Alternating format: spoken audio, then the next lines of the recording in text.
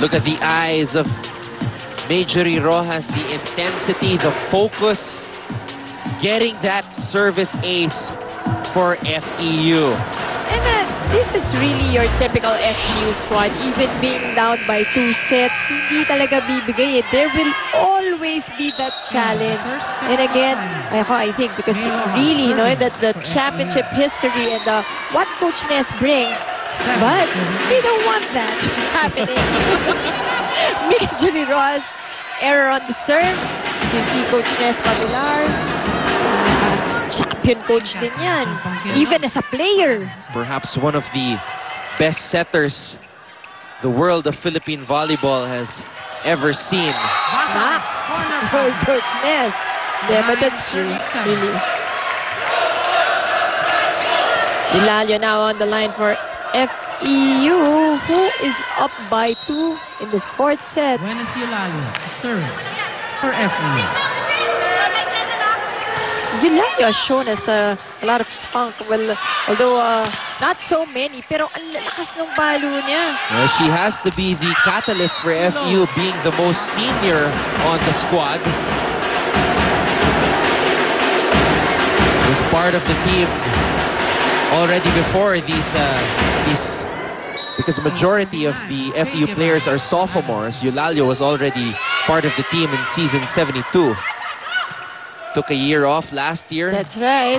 Ang hirap for you to come back na in the same shape, the same level of play. Yeah, Morada had a difficult time doing that last year. Yes, on her first year from her return. Pineda giving it her all on the open hit. 9-all.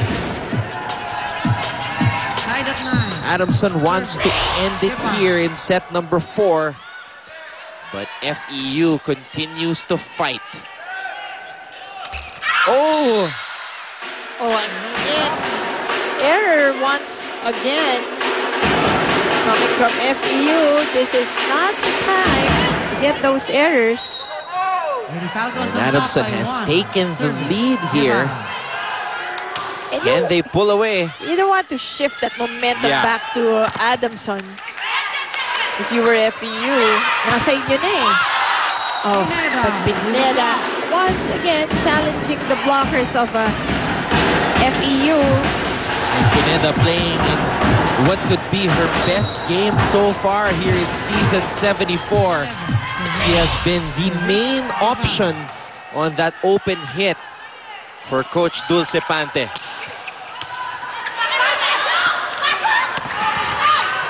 Oh, from the middle, Pau Soriano taking that point.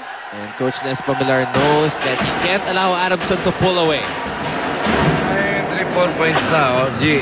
Di ba, pagkakisa mataas ng konti, hindi pwedeng bibilisan dyan, di ba? So, sige lang, dumiskarte ka pa. So, kagayin nyo lang. May, alam mo, kanina, alanganin yung bigay. Bakit kailangan paluin? Gawa ng paraan yung drop ball. Alam mo nang mababa, di ba? O papaluin pa sa net. Pare, sige. Ha? Tsaka lang. Receive nyo muna, receive. Well, Coach Ness not pressuring his players. Yep, at this point, yan ang ayaw mo eh, to invite that pressure, to give it to your players. You want them to be calm, relax, and just get their game going. Of course, this is a crucial stage of the game and of the set. A set they have to win in order to force a 5th set. Crucial indeed, because it is the Lady Falcons who have an opportunity to pull away. Soriano. Oh. Wow. Nakita mo paano niyang kinasapay yung kamay niya. Up the hand and going for that hit. Before going for that hit. Kaya ang lakas pa rin eh. Service. Give up. 4-point lead for the Lady Falcons. Sheila Pineda digs it up. Oh. And Sheila Pineda way up in the air. Going for that powerful play. Now it is a 5-point lead for Adamson. And Pineda continues to build on her points here this afternoon. 3 points. But Guevara throwing that serve away and giving a point to FEU. Marie Tony Basa. Adamson For the Lady Tamara. does not want to blow this huge opportunity. Basas on the serve. Oh, too close to the net. And Dawson was already there, just waiting. 11, serving 14.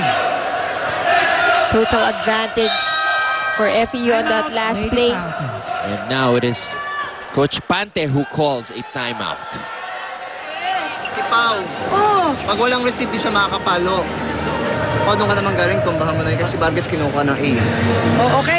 Tumbahan mo ng mahaba kung gusto mo. May. Diskartehan mo. Okay, diskartehan nyo. Tayo magpaikot. Mayer, huwag ka lalagpas sa guhit. Doon ka lang ng konti. Isang foot lang na doon ka para sa sete.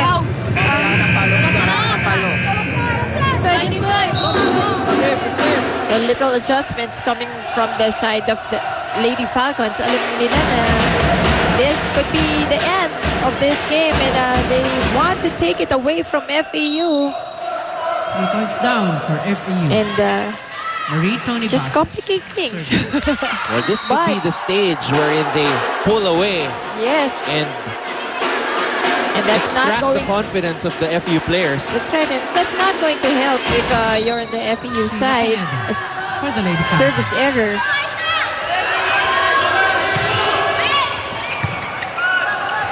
Giselle C goes to Rosemary. Vargas off the block. block sana, but that goes Ball out just for Rosemary. kind of rolled on the net and went out. Didn't really go over to the other side. Serving 15. Giselle C, team captain for FEU.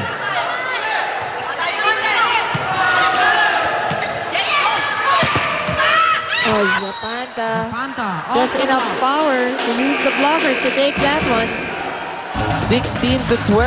Can Adamson close it out? Find out when we come back.